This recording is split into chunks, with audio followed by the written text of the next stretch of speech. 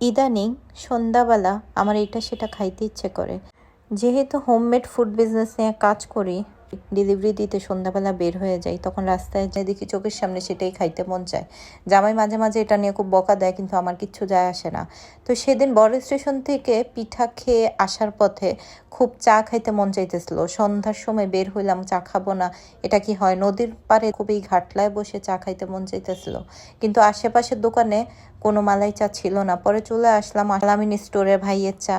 ভাই এই যে দেখেন সকাল থেকে এই গরুর দুধটাই পাতিলের মধ্যে ফুটতেছে, আর কি সুন্দর যখন ঢাকনাটা খুললো একটা স্মেল বের হচ্ছে, যে কিভাবে ধোয়াদার একটা চায়ের ফ্লেভার বের হচ্ছে। আর ভাই সাইড থেকে যখন মালাইগুলা কাঁচাচ্ছিল, সাইডের সরগুলো কাচিয়ে কাচিয়ে পাতিলের মধ্যে ফেলতেছিল। এই যে দেখেন এই কাঁচানো সরের দুধ চা কার না খাইতে মন চাইবে। তো গেলাম, আমার জামাই বলতেছিল সে নাকি দুধ চা খায় না সন্ধ্যার পরে। তো যাই হোক, এই যে দেখেন চাটা আবার সেকেন্ড টাইম জাল দেওয়া হচ্ছে, মানে ডাবল হিট দেওয়া হচ্ছে।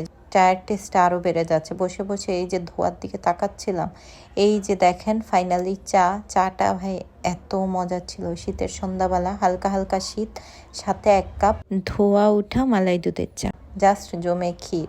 ও সচরাচর চা খায় না সন্ধ্যার পরে, তো তাকে জিজ্ঞেস করতেছিলাম কি ব্যাপার, তুমি নাকি চা খাও না সন্ধ্যাবেলায়? পরে বলে ও আচ্ছা ভুলে গেছিলাম, এটা তার নিত্যদিনের ডায়লগ। তো যাক, আলামিন ভাইয়ের চা আপনারা একবার হলেও টেস্ট করবেন, খুবই খুবই মজার। আল্লাহ হাফেজ।